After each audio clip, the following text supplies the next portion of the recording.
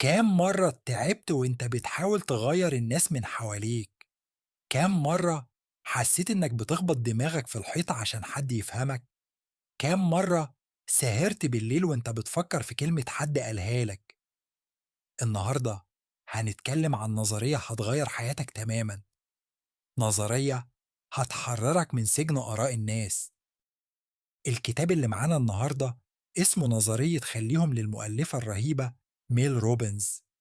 ميل مش بس مؤلفة، هي محامية ومتحدثة تحفيزية مشهورة عالميا. كتابها ده بيقدم فكرة بسيطة جدا بس عميقة وقوية.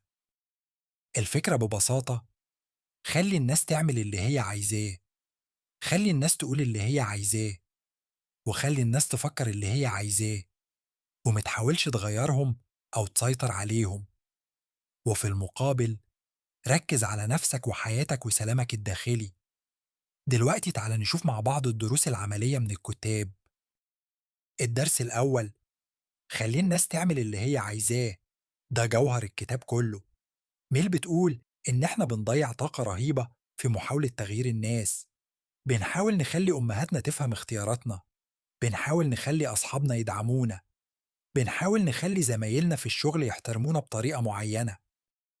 بس الحقيقة المَرّة أنت مش قادر تتحكم في حد غيرك، مهما تحاول، الناس هتفكّر اللي هي عايزاه وهتتصرّف زي ما هي شايفة، فبدل ما تتعب نَفْسك خلّيهم. ده مش معناه إنك ضعيف أو إنك استسلمت، بالعكس، ده معناه إنك فهمت إن الحرية الحقيقية مش في تغيير الناس، الحرية في إنك تسيبهم يكونوا نفسهم وإنت تعيش حياتك براحتك. الدرس التاني: خلّيني أنا أركّز على نفسي. بعد ما تقول خلّيهم، لازم تقول خلّيني. يعني إيه؟ يعني بعد ما تسيب الناس تعمل اللي هي عايزاه، لازم تركّز على اللي أنت تقدر تتحكم فيه، وده بس نفسك. ميل بتقول إن النظرية مش بس عن السماح للناس، هي كمان عن تمكين نفسك. مثلا لو صاحبك زعلان منك لسبب مش مقتنع بيه، خليه يزعل، ده اختياره. بس خليك انت تركز على نفسك. خليني انا اكون شخص كويس، خليني انا اعمل اللي انا مقتنع بيه، خليني انا اهتم بسلامي النفسي. لما تعمل كده هتلاقي ان حياتك بقت اخف بكتير، لانك بطلت تشيل هم الناس كلها على كتافك. الدرس الثالث: الضغط العائلي والآراء. ده موضوع كبير جدا عندنا في المجتمع العربي. العيلة دايما عندها رأي في كل حاجة: هتتجوز امتى، هتشتغل في ايه، هتسكن فين، هتربي ولادك ازاي، وكل واحد عنده رأي ومصمم ان رأيه هو الصح. ميل بتقول ان الضغط العائلي من اكتر الحاجات اللي بتسبب توتر نفسي، خصوصا لما تحس انك لازم ترضي الجميع.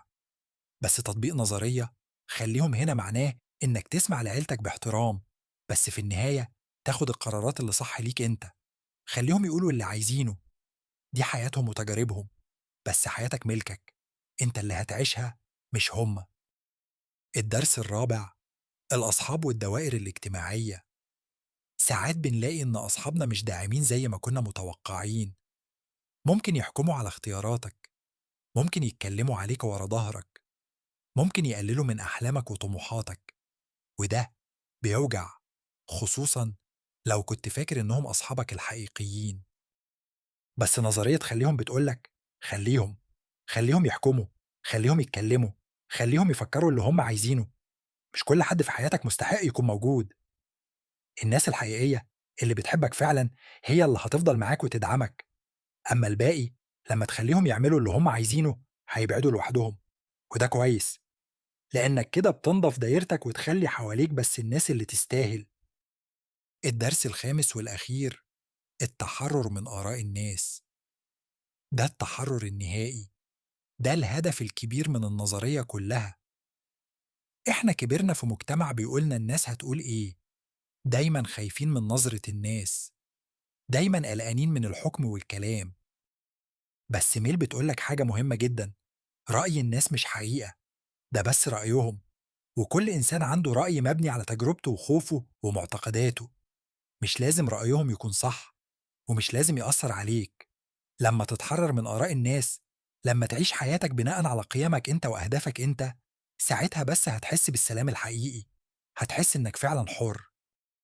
في النهاية نظرية خليهم مش بس كلام، دي طريقة حياة، دي قرار إنك تحرر نفسك من سجن آراء الناس وتوقعاتهم، قرار إنك تعيش حياتك بصدق وشجاعة. من النهاردة خليهم يقولوا اللي عايزينه، خليهم يفكروا اللي هم عايزينه، وإنت عيش حياتك، لأن في الآخر حياتك دي هديتك ومحدش يستاهل إنك تضيعها عشان ترضيه. أنت حر.